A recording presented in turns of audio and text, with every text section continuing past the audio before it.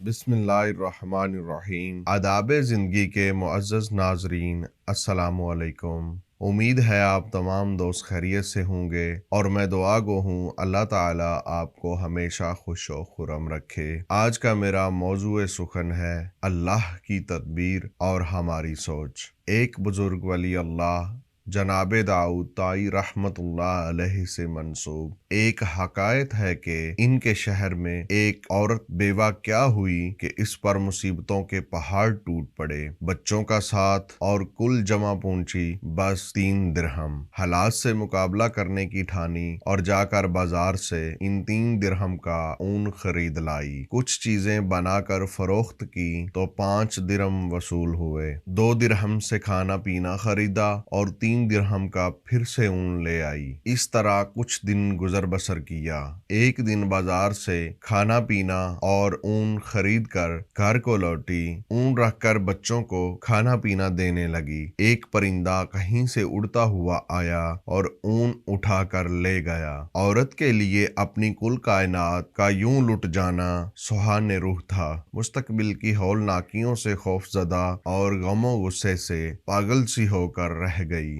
दूसरे दिन सीधा जनाबे दाऊद ताई रहमतुल्लाह अलैहि के घर गईं और उनको अपना किस्सा सुनाकर एक सवाल पूछा, क्या हमारा रब रहम दिल है या जालिम? जनाबे दाऊद ताई रहमतुल्लाह अलैहि औरत की दर्द भरी कहानी सुनकर परेशानी के आलम में अभी इसे तसल्ली दे रहे थे कि इतने में दरवाजे पर दस्तखत हुई। जाकर देखा तो 10 अजनबी अशखास को खड़े हुए पाया। उनसे आमद का मकसद और माजरा पूछा तो उन्होंने कहा, हजरत, हम समंदर में सफर कर रहे थे कि हमारी कश्ती में एक सुराख हो गया। पानी इतनी तेजी से भर रहा था कि हमें हमारी मौत साफ नजर आ गई। मुसीबत की इस घड़ी में हम में से हर शख्स ने अहद किया कि अगर अल्लाह पाक हमारी जान बचा दें तो हम में से हर आदमी 1,000 दिरहम सदका देगा। अभी हम ये दुआ कर ही रहे थे कि एक परिंदे ने कहीं से हमारी कश्ती में